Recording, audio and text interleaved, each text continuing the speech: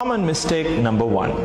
In the ayah, Bismillahir Rahmanir Rahim, people tend to read it as Bismillahir Rahmanur Rahim, which is a mistake. There is a kasra under the noon, and the right way to read it, Bismillahir Rahmanir Rahim, and not Bismillahir Rahmanur Rahim.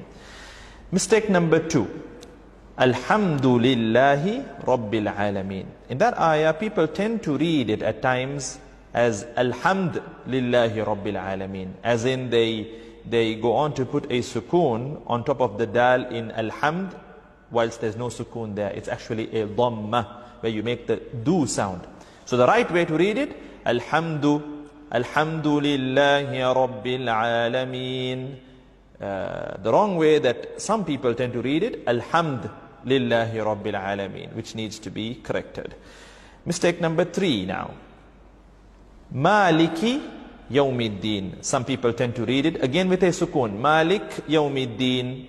You know, so much to the extent that at times even they are not able to notice it. Malik Yawmiddin. It almost sounds as if they're reading it the right way, but then if you observe carefully and very, in a vigilant way, you will observe that they're making a subtle sukoon, where they would read Malik Yawmiddin. So the right way to read it, Maliki Yawmiddin. And some people also tend to drag the word Maliki unnecessarily, where they would say Maliki Yawmiddin, which is also not right. The right way to read it, Maliki Yawmiddin. Mistake number 4. And now this is an important ayah, and we tend to notice a lot of people making this mistake. The ayah that needs to be read as Iyyaka na'budu wa iyyaka, the word Iyyaka, there's a shadda, so there's this layer of emphasis, Iyyaka, Iyyaka, but people tend to read it very loosely. They read it as Iyyaka na'budu wa iyyaka nasta'in, which entirely distorts the meaning. It changes the meaning from the right meaning, which is, Ya Allah, you alone we worship and you alone we seek help. It changes it from that to, O sunlight, we worship you, O sunlight, we seek help from you. So this is something very serious, and we need to work on correcting this mistake for those who are making this mistake. Moving on to common mistake number 5. If you take the ayah, Ihdina siratal, people tend to make a mistake where they read it as Ihdina saratal. So saratal, that's wrong. The right way to read it is with a kasra over the letter sad. Ihdina siratal. And then the ra too, some people tend to read it as Ihdina sira, flat mouth, whilst it needs to be read round mouth. Ihdina siratal, Ihdina siratal. Common mistake number 6 in the ayah, Alladhina, people tend to read it with a Z sound, Allazina, Z, whilst the right way to read it, because the letter there is the letter Dhal, you need to read it Alladhina, Alladhina. And another mistake that people tend to make is with the word Alladhina and An'amta. They tend to join the two words unnecessarily when reading, and they read it like reading one word, Alladhina An'amta, Alladhina An'amta. The right way to read it, Alladhina An'amta. So basically, Alladhina An'amta alayhim, Alladhina An'amta, first Hamza and then Ain.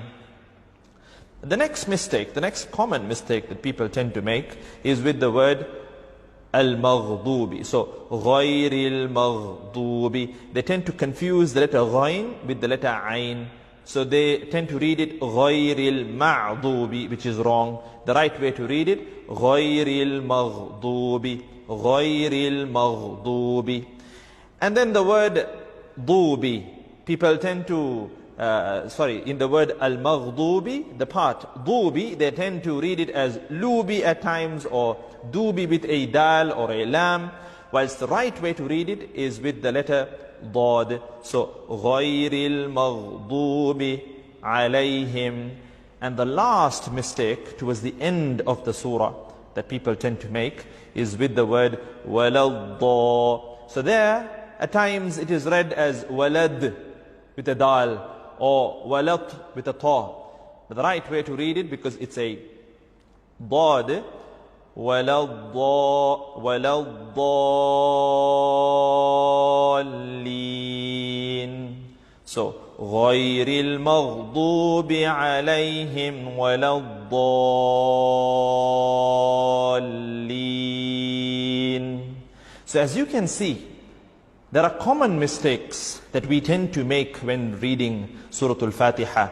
And given that Surah Al-Fatiha is an integral, it is upon us, it's a work in progress, and it is upon us to improve our recitation of Surah Al-Fatiha.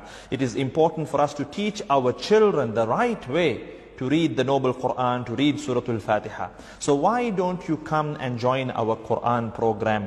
We have teachers who teach across the week, and even during the weekend. Classes can be structured, can be tailor-made according to your needs, insha'Allah ta'ala. So do get in touch with us and come and join our Quran program to improve your recitation of the Noble Quran, of the words of your Maker, to improve the recitation of Surah Al-Fatiha. May Allah subhanahu wa ta'ala ease this journey upon us, and may Allah subhanahu wa ta'ala accept our efforts in this regard.